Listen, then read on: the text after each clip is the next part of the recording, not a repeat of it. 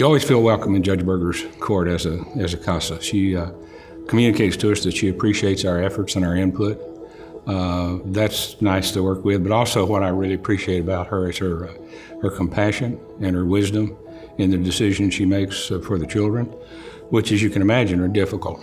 Now, I know she's got a lot of cases in her court with CASA volunteers, and she has a great deal of respect for the level of intelligence and the skill that these volunteers bring to the case, and has worked hard to keep an advocate involved in most of the cases that she's dealing with Children's Protective Services.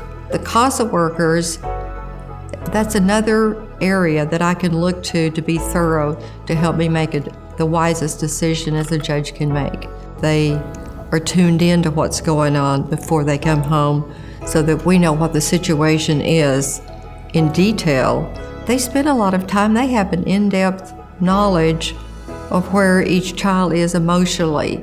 I don't know if the child understands that all we want to do is his best interest, because people are pulling him different ways, but that's what we do.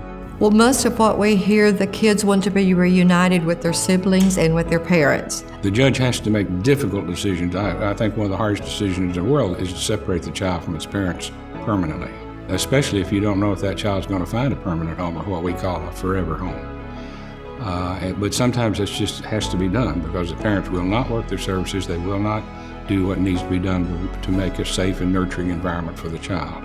So that's a very difficult decision. You know, truthfully, some children don't know the difference between abuse and neglect because they've never known anything different.